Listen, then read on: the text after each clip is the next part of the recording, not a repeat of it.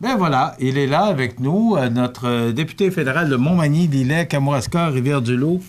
Ça s'arrête là? Bon matin. Ça va bien? Ça va très, très bien. Oui? J'arrive Tout de suite, parlons-en. Govember. Oui, Govember, ben oui. C'est parce que ça fait pas... En fait, non, l'année passée, j'avais participé dans le Govember, mais j'avais mis mon petit pinch, mais ça vous faisait très bien, mon épouse et les femmes en général n'ont pas aimé ça. Ça fait que cette année, je vais mettre un nœud papillon durant tout le mois de novembre. Ça vous va peut-être mieux que moi. Oui, merci, t'es bien gentil. Non, en fait, c'est que le Govember, c'est l'équivalent du Movember au Canada. Donc, mais le Govember, c'est régionalisé un peu au Kamouraska, un petit peu plus dans l'îlet. Et puis, c'est des activités qu'on va faire, en fait, je suis président d'honneur cette année. Donc, c'est des activités qui sont tout le mois de novembre sur le territoire et qui permettent de ramasser des sous pour la Fondation André Côté, dont j'ai fait le vélo cette année, mais aussi pour la Fondation de l'Hôpital et la Maison de la famille du Kamouraska pour le projet PER. Alors, c'est trois fondations, dans le fond, qui ramassent, pour lesquelles les sous sont ramassés tout le mois de novembre. Et c'était pas pour la recherche sur le cancer de la prostate? Oui, absolument. En fait, le Movember, c'est pour parler de la santé masculine en général, ouais, dont la prostate, le cancer de la prostate, évidemment. Donc, on va parler de ça plus en détail durant tout le mois de novembre, là, sur de différentes occasions. L'idée, c'est de faire de la sensibilisation par rapport à ça. On sait que le cancer de la prostate... c'est un cancer qui est difficilement détectable, donc il y a pas. Donc, c'est tous des éléments lesquels on va faire la promotion là, pour que les hommes, de mon âge particulièrement, là, je vous parle, là, faut être très prudent avec ça. Mais c'est ça, on dit que c'est plus 50 ans. Oui, c'est ça, donc 50 ans moins. Mais on dirait qu'on est moins sensible au cancer de la prostate ou à la recherche sur le cancer de la prostate ou encore de données pour le cancer de la prostate. C'est ça, exactement, que d'autres. Tu as fait raison. En fait, les gens sont plus sensibles. Oui, tout à fait. En fait, il y a toutes sortes de raisons à ça, mais je dirais que les 4 jeunes, puis c'est ce qui est beau dans le Govember, c'est ils ont parlé aux gens du Movember au Canada, puis ils ont dit est-ce qu'on peut régionaliser l'affaire. Ils ont dit pas de problème, parce qu'il y a une partie des sous qui s'en va aussi au Movember pour faire la promotion aussi de toutes ces maladies masculines-là, mais régionalement, ces 4 jeunes-là, ces 4 jeunes vraiment très dynamiques qui se sont impliqués, là. Puis moi, je les ai encouragés l'année passée dès la première édition. Et là, bien, ils m'ont demandé cette année d'être président d'honneur. Ça me fait extrêmement de plaisir d'être... Puis là, on va avoir des activités, je vous en reparlerai, mais des activités très importantes. Rapidement, là, pour conclure là-dessus, est-ce qu'il y a un objectif? Parce que là, vous avez 3 fondations impliquées. Oui, c'est ça. Financièrement, en fait, c'est une primeur un matin que je suis là, parce qu'on a une conférence de presse à 10 heures. Des primeurs. Ben oui, j'aime ça, certain. Alors, on a une conférence de presse à 10 heures. La portion financière, c'est plus eux autres qui s'en occupent. Moi, on va faire on va faire une très grande activité durant l'événement. Ça va être un marathon de danse qui va avoir lieu le 17 novembre à la Pocatière. Tous les gens de la MRC de Montmagny sont évidemment invités. Ça va coûter à peu près 10 $ pour rentrer. Mais vous allez avoir l'équivalent de 10 $ de boissons, liqueurs, de choses à manger. Donc, ça ne coûtera en réalité rien. Puis là, c'est un marathon de 12 heures. 12 heures de danse, de midi à minuit, le 17 novembre. Parce qu'il y a toutes sortes de danses. Il y a le cha-cha, mais il y a le disco. Là, oui, en fait, l'horaire va éventuellement apparaître un peu partout. Mais on part avec les années 30, 40. Puis on va finir aujourd'hui avec les petites tables tournantes, là, et puis je sais pas trop comment ça marche, mais en tout cas, on finit ça avec ce qu'on appelle techno. Oui, c'est ça, techno, c'est ça, moi, je connais pas ça. On va finir ça avec un bal en blanc de 2 heures, de 10 heures à minuit. Ça va être vraiment un événement nouveau complètement que personne n'a jamais vu. OK. Là, je vous ramène... Alors, c'est tout des primeurs, je te donne le matin. Oui, c'est correct, ça. Bien, vous le direz. Vous direz que vous l'avez annoncé à Montmagny avant tout. Mais c'est encore à la Pocatière. C'est l'ancien maire de la Pocatière. Non, mais que voulez-vous? Peut-être qu'à un moment donné, on va finir par avoir des activités à Montmagny. Non, mais on est ouvert, d'autres, il n'y a pas de problème. Vu ta quête, Bernard. Oui. Maintenant, c'était le retour à la Chambre des communes. Tout à fait. Tout à fait. Ça s'est passé comment? Parce qu'on sait que on entre dans une année, dans une ère d'élection. Oui, tout à fait. Parce que 2019 sera une élection à ce moment-ci. Ça vient vite, c'est pour dire, hein, ça fait déjà 3 ans que j'ai été élu, c'est incroyable. D'ailleurs, je remercie encore la population de m'avoir fait confiance et je le souhaite qu'elle me fera confiance encore en 2019. Okay. La rentrée, donc, ce que je comprends, c'est que... moi, je suis déjà investi, moi, pour le conservateur. Est-ce que c'est une autre primaire? Oui, oui, non. En fait, c'est un processus interne qui se fait, puis je n'avais pas de concurrence, là, donc je suis devenu automatiquement... Il n'y a pas d'investiture, là, à partir du moment où vous êtes... Non, même quand on est élu, même, il peut y avoir une investiture. D'ailleurs, il y en a dans d'autres comtés à travers le Canada où les gens ont eu de la compétition lors de l'investiture. Donc, il y a des gens qui ont... Il y avait un temps là, pour être capable de déposer sa candidature. Puis dans certains comtés de députés actuels, il y a eu de la compétition. Oui. Et finalement... c'est pas un acquis. Étant donné qu'il y avait un député en place? Non, c'est pas un acquis, rien de là. D'ailleurs, puis c'est pas parce que les gens font un mauvais travail, mais parce qu'il y a des gens qui avaient comme laissé sous-entendre que peut-être qu'ils ne reviendraient pas. Ça fait qu'il y en a qui se sont faufilés puis ont dit on va essayer, on va donc, tenter pas d'investisseur, mais c'est officiel, vous présentez? Oui, absolument. J'adore mon travail, j'adore ce que je fais. Puis les gens, on écoute les tournées qu'on fait, les cliniques de passeport, les gens apprécient. Le personnel que j'ai est un personnel actuellement exceptionnel. On donne des services extraordinaires à notre bureau. OK. Donc, comment s'est fait le retour à la Chambre des communes? Ça s'est bien fait, mais vous savez, quand on est revenu, les négociations de l'ANENA n'étaient pas terminées encore, donc on a mis énormément de pression sur le gouvernement. Ils ont signé à minuit moins une seconde, là, je dirais, pratiquement. Et malheureusement, on se retrouve avec une entente qui n'est pas à l'avantage de grand monde dans la région ici, en tout cas, particulièrement ici. Là, on sait qu'on est dans un territoire extrêmement agricole. Et dans le monde agricole actuellement, les gens, particulièrement dans le monde laitier et les poulets, ont tout perdu. En tout cas, il y a... Parce que je vous arrête parce que j'ai une question à vous poser là-dessus. Oui. Il y avait Mme Freeland qui était... tout le monde en parle, que j'ai écouté, que j'ai regardé, pardon. Et les agriculteurs, justement, suite à cette entente... vont être dédommagés. Oui, en fait, alors, ça reste à voir. Parce expliquez-moi, là. Ils ont deux discours différents. Je ne sais pas si vous vous souvenez, quand nous, on a signé avec l'Europe, et en 2015, on a signé, durant la campagne électorale, on a signé le PTP, qui a changé de nom depuis, là, mais le PTP avec l'Asie, dont les États-Unis étaient à l'intérieur de ça. Donc, on donnait 3,5 % à ce groupe-là. Là, les États-Unis se sont retirés. Ils ont donné quand même 3,5 % au groupe du PTP. Et là, ils viennent de donner 3,9 % en plus, puis là, c'est notre voisin, c'est encore pire, ils viennent d'enlever la classe 7. La classe 7, il faut se souvenir qu'elle a été créée par l'ensemble de l'industrie à l'intérieur du Canada pour éviter qu'ils rendent du lait diafiltré aux États-Unis. Donc, ils se sont organisés entre eux autres. Mais en éliminant... Le gouvernement Trudeau, c'est pas lui qui a inventé ça, cette classe 7-là. Là. La classe 7, c'est les producteurs avec les transformateurs. Pour s'assurer d'éviter qu'on rende du lait diafiltré, qui était un enjeu dans la campagne électorale importante en 2015. Moi, je me souviens, j'ai eu 2 manifestations plutôt qu'une en plus. Et là, M. Trudeau, il a tout enlevé ça de là. Il a dit non, la classe 7 n'existera plus. On ne permet plus que la classe 7 existe. Ça veut dire que les protéines laitières transformées en farine, une farine de lait, là, ça rentre ici puis ça fait pour servir les fromages, les yogourts. Ça sert à faire toutes sortes de produits dérivés. On ne sera plus capable de démêler qu'est-ce qui est un produit canadien, ce qui est un produit américain tantôt. Puis le lait diafiltré, il en rentre encore, malgré la classe 7. Ils vont en rencontrer plus. Puis là, ça va être infini. Ils vont pouvoir rentrer qu'autant qu'ils en veulent. Il y a une question que je veux absolument vous poser, justement à ce sujet-là. Est-ce qu'on n'était pas au pied du mur, là? En fait, parce que là, c'était signé. Le Mexique nous a pris un peu par surprise aussi. Oui, tout à fait. Mais malgré le fait est-ce qu'on n'était pas un peu au pied du mur? C'est parce que c'est lui qui s'est mis dans cette position-là. C'est lui qui a ouvert la porte pour aller négocier. Ça semblait beaucoup plus simple quand ça a démarré. Oui, mais regardez ce que ça a donné. C'est quand tu veux négocier quelque chose... Mettons que tu dis, toi, je veux négocier quelque chose. Est-ce que tu t'en vas ouvrir tes bras grand-main et dire, OK, moi, je suis prêt à négocier tout ce que c'est à la table? Tu vas donner tout ce que tu as donné en partant, là, ça va pas bien, là. C'est ça qu'il a fait.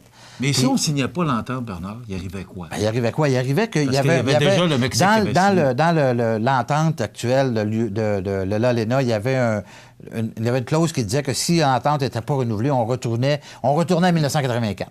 Il y avait déjà des ententes commerciales entre les États-Unis avant l'ALENA. Ouais, mais c'était pas... Non, mais on s'entend qu'il aurait fallu qu'on renégocie d'autres choses pareilles. Mais la réalité, c'est que M. Trudeau s'est mis dans une position très inconfortable pour négocier. Puis la preuve, c'est que... Puis en plus, là, il est allé négocier notre souveraineté économique. Ça veut dire qu'on ne peut même plus signer avec la Chine, par exemple. Demain matin, on voudrait faire... C'est pas l'intention du Canada, mais on voudrait faire du libre-échange de la Chine. On pourrait même pas, à moins d'aviser 30 jours d'avance les États-Unis qu'on va négocier, puis ils pourraient dire non, vous n'avez pas le droit. Là, c'est pas la même chose pour les autres pays aussi? Non, pas du tout. Ben, Mme Freeland l'a mentionné. Que c'est pas la même chose pour les autres pays, c'est-à-dire? Oui, parce que si les États-Unis veulent aussi avoir un accord avec d'autres pays... En tout cas, c'est pas ça qu'on nous a dit. Ben, c'est ce qu'on dit. Vous comprenez, quand il y a des ententes, puis c'est ça, c'est la beauté. Puis la réalité, c'est que c'est un document de 1000 pages, puis la semaine passée, il était disponible uniquement en anglais. Alors, un document que ça a pris 1 an et demi à négocier, là, on va pas juste en 2 jours dire que c'est un bon ou c'est un mauvais document. On va s'assurer d'en faire la lecture, parce que dans les détails, c'est là que le diable se retrouve souvent. Là. Puis là, la réalité, c'est que, vois-tu, au niveau de la souveraineté économique du Canada, Puis il y a un de mes collègues qui disait il y a 60 000 Canadiens qui ont perdu leur vie pour s'assurer qu'on avait dans la Première, Deuxième Guerre mondiale, pour s'assurer qu'on ait notre souveraineté économique au Canada, de prendre nos décisions par rapport à Londres. Les gens, ils ne se souviennent pas de ça, mais la réalité, c'est qu'on l'a acquis très chèrement, notre souveraineté économique, puis il ne faut pas qu'on la perde. Là, la Banque du Canada ne pourra même plus changer son taux d'intérêt sans demander la permission au Canada, aux États-Unis. C'est ça la réalité aussi là-dedans, cette entente-là. C'est pas, là, je le dis un peu sèchement, puis un peu de façon légère, là, dans le sens, dans les détails, encore une fois, il y a des choses, il y a des mécanismes qui se mettent là-dedans, mais tout ça pour dire que c'est pas une entente qui aurait normalement dû se signer à -1 ou à midi. Bon.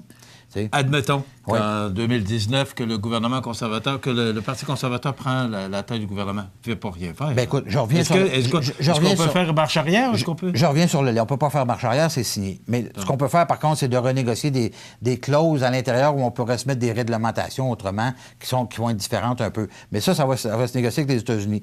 Mais je reviens au lait et aux producteurs laitiers régionaux. Là, ça veut dire, c'est comme si l'équivalent qu'on voulait de donner aux États-Unis un mois de notre paye. C'est ça l'équivalent de ce qu'on vient de donner avec la classe 7 puis le 3,9 aux États-Unis. Puis on avait mis, je ne sais pas si vous vous souvenez, en 2003, on avait mis 4,3 milliards de compensation. Fait que c'est sûr et certain que pour nous autres, la barre, le minimum, là, c'est 4,3 milliards qu'il faudrait que soit mis par les libéraux sur la table. Vous vous souvenez que l'entente de l'ALENA, ils ont mis, pas l'ALENA, mais le PTP, ils ont mis 250 millions. Ça a pris une semaine, il n'y en avait plus. T'sais, les producteurs, ben oui, ils veulent investir, puis ils veulent agrandir leur ferme, puis ils veulent augmenter leur productivité. Mais quand tu mets 250 millions pour 5 000 producteurs à travers le Canada, quand ça coûte 1 million pour rénover une ferme, faites le calcul rapide, c'est 250 sur 5 000 qui peuvent aller chercher de l'argent. Là. C'est l'équivalent de ça. Là. C'est que... On va y laisser reprendre son souffle un peu, là, parce qu'il y a figure rouge. Il faut qu'elle soit bleue, hein, pas rouge. On va s'arrêter quelques instants, de temps d'une pause, et on revient avec notre invité, notre député fédéral. Alors, il y a tellement de sujets qu'on pourrait discuter, mais comme le temps est un peu limité, il nous reste à peu près 4-5 minutes. Oui. Bernard, les élections provinciales... Oui. Bon, un nouvel gouvernement caquiste, un nouveau gouvernement un nouveau parti. Vous en pensez quoi? En fait, il nous est arrivé la même chose en 2015, chez les conservateurs, après 10 ans au pouvoir. À un moment donné, la population finit par avoir une espèce de... Oui, mais le Parti libéral, le Parti conservateur, ce sont des vieux partis qui existent. Des vieux partis, je comprends. Écoute, c'est une belle victoire, absolument, de M. Legault. Et dans mon comté à moi, ce qui est représenté par deux députés, donc Denis Tardieu, Rivière-du-Loup et Marie-Ève, ici, Marie-Ève Proulx. Donc, écoutez, ils ont fait, je pense, des très belles campagnes, tout le monde aussi, il faut bien le dire. Là. Les gens, là, moi, je le vis sur le terrain là, quotidiennement, les gens veulent nous voir. Et à partir du moment où on est sur le terrain puis on assiste à toutes sortes d'activités et qu'on va les rencontrer chez eux, les gens apprécient beaucoup. Et en réalité... Mais je pense que Norbert Morin a fait ce travail-là. Ah oui, absolument. Je ne suis pas en train de dire que les libéraux l'ont pas fait, là. Non, mais Norbert Morin, il s'est retiré. Mais Jean Damour, c'est un peu surprenant. Oui, absolument. Un peu beaucoup surprenant. Oui, absolument. Mais écoutez, quand une vague comme ça passe, parce qu'il faut bien le dire, là, ça a été une vague, là. Oui. Même pratiquement... C'est presque un tsunami, là. La réalité, c'est que quand ces choses-là arrivent, en tout cas, nous, on se fait dire, là, comme candidat, quand on est candidat, qu'on vaut pour à peu près entre 5 et 10 de la valeur de l'électorat, c'est-à-dire le montant total de vote. On va chercher entre 5 et 10 à cause de notre personnalité ou notre présence. C'est beaucoup dans les politiques que les gens ont mis de l'avant. Là, le CAQ a mis des choses de l'avant, puis là, ben, déjà, ça commence à ruer d'un brancard après quelques jours, là, au niveau de la laïcité et tout ça. Donc, c'est des éléments qu'il va falloir qu'il ajuste, évidemment, en cours de route, mais il a mis des promesses à la table, ça qu'il va falloir qu'il réalise ces promesses. C'est important, ça. C'est ça qui va faire que ces gens vont être réélus dans 4 ans, là. Moi, ce que je souhaitais, que ce soit un gouvernement majoritaire, parce que les gouvernements minoritaires, c'est très difficile de travailler dans ce cadre-là. Donc là, ils ont le coup de frange pour aller faire tout ce qu'ils ont dit qu'ils allaient faire. Au niveau du Québec aussi, c'est bon d'avoir un gouvernement majoritaire, parce qu'on sait qu'un gouvernement minoritaire, habituellement, 18 mois, on retourne dans l'élection. Puis on se serait ramassé avec un gouvernement de centre ou de centre-droit, avec une balance de pouvoir potentielle à des gauchistes, là, vraiment très à gauche, là, on l'a vu, là. Donc, ça n'aurait pas été facile à gérer, là, ça, c'est sûr et certain. Les plus grands prédicateurs parlaient d'un gouvernement minoritaire d'un bord ou de l'autre, libéral ou caquiste. Mais voyez-vous, c'est... Non, c'est ça. Même les sondages. Absolument. Donc, c'est le terrain. Puis moi, j'ai parlé à Marie-Ève hier ou avant-hier, et puis elle me disait qu'elle avait sur le terrain, c'était... Elle ne comprenait pas le fait que les sondages soient aussi serrés par rapport à la réalité qu'elle vivait sur le terrain. Tout le monde disait, hey, regarde, on veut du changement, on veut du changement, on veut du changement. C'est dans l'urne que ça se passe. Absolument, ça c'est sûr et certain. Puis c'est le choix de la société, hein, c'est le choix des électeurs. Puis on doit respecter ça, autant dans la défaite que dans le gain, quand on fait des gains, quand on gagne. Moi, je l'ai vécu les deux, donc je peux vous parler avec expérience. C'est sûr que c'est plus agréable quand on gagne, mais la démocratie, c'est ça. Puis il faut l'accepter. Quand on décide qu'on se présente en politique, il faut accepter qu'on peut gagner ou qu'on peut perdre. Et c'est sûr que... le premier ministre Philippe Couillard, quelques jours plus tard, on a vu comment c'est dur, la politique. Ah, absolument. C'est extrêmement difficile. Moi, je l'ai vécu en 2009, après avoir gagné... En 2011, pardon, après avoir gagné par 110 voix, j'ai perdu par 5 le lendemain, puis par 9 2 semaines après. Je vais vous dire, je me serais fait passer dessus par un camion, ça n'aurait pas fait plus mal, là. Je veux dire, ça vient nous chercher dans notre à l'intérieur. Hein, ah oui, absolument, c'est sûr, certain. Mais que voulez-vous? Ça fait partie de la... Puis là, on est de retour, puis on espère être de retour encore en 2019. 60 secondes. Oui. Cannabis dans 8 jours. Oh, my God. Le 17 octobre. Oui. En fait, moi, tout ce que je souhaite, c'est qu'il y ait énormément d'informations. Là, on voit que le monde en parle un peu plus. Est-ce qu'il n'y a pas trop de vagues pour rien? Est-ce que ça va vraiment... Écoute, on va le voir. Ça va changer le 17 octobre? Est-ce qu'on va être une autre... Non, pas vraiment, parce que la réalité, c'est que les gens fumaient déjà de façon un peu discrète. Et je pense qu'ils vont continuer à le faire. Et en plus, que là, ça va être interdit à peu près dans tous les lieux publics. Et même les... C'est correct. Moi, je pense que c'est correct. Absolument. D'ailleurs, on ne prend pas de boisson dans les lieux publics non plus. Là. D'ailleurs, on compare souvent avec la boisson. Je pense qu'il y a des lois par rapport à l'alcool ou... mais je voyais hier, même dans les tours de condos à Montréal, là, les coopératives de condominium ou le conseil d'administration des coopératives de condominium, ils excluent même à l'intérieur de leur propre condo des gens de fumer dans leur condo. Fait qu'imaginez-vous, là, ça laisse des traces, ça, hein? C'est pas comme juste prendre une bière, là. Ça laisse la fumée, ça laisse des traces, puis ça laisse des traces dans la valeur de ce que peut avoir une propriété quand va venir le temps de la vendre aussi, là. On n'a plus le droit de fumer nulle part, fait que c'est la même chose sur le cannabis, c'est déjà terminé. D'ailleurs, je ne sais pas pour quelle raison on a légalisé ça. Merci. Ça revient à Bernard Généreux, notre député, il faut que je l'arrête. Bernard Généreux, qui est notre député, sinon Cogeco va nous arrêter. Alors, c'est terminé. Dans quelques instants, les avis de décès. Passez une bonne journée, mesdames, messieurs. Bonjour à tous. Bonne journée. Profitez des avantages exclusifs aux membres des Jardins. Visitez le www.desjardins.com pour les découvrir. Les caisses Desjardins de la région vous souhaitent bonne journée. Bienvenue à votre magasin Coop IGA Extra de Montmagny. Votre magasin Coop, c'est un large éventail de fruits et légumes coupés, des mets cuisinés préparés sur place, des bouchées à votre service, un service de charcuterie. Votre magasin Coop IGA Extra de Montmagny. Luminaire Futura Montmagny, c'est le spécialiste du luminaire sur la côte du Sud. Luminaire Futura, c'est aussi le dépositaire des fameux poêles Big Green Egg pour cuisiner sans pareil.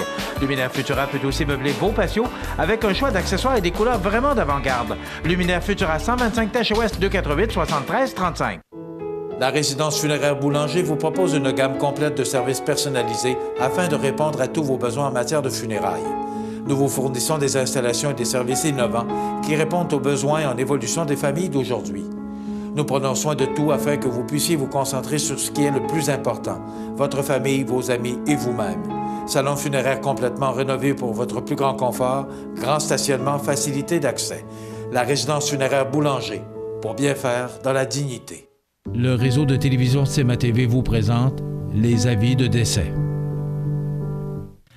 À l'hôpital de l'Enfant Jésus de Québec, le même jour que sa sœur Françoise, le 29 septembre 2018, à l'âge de 71 ans, est décédé M. Louis-Raymond Antil, fils de feu Dame Cécile Caron et de feu M. Eustache Antil.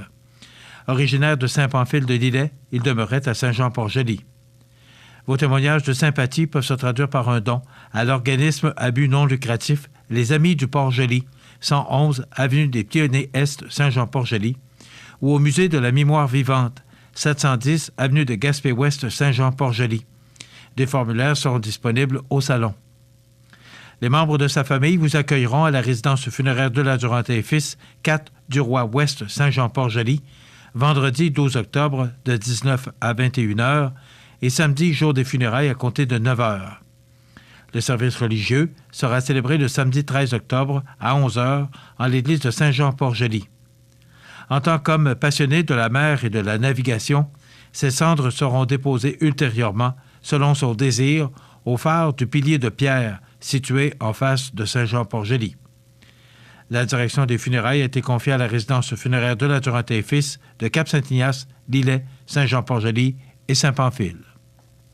Au centre d'hébergement Sainte-Eugène de Lillet, le 29 septembre 2018, le même jour que son frère Louis-Raymond, est décédée Mme Françoise Anctil, fille de feu Dame Cécile Caron et de feu M. Eustache Anctil.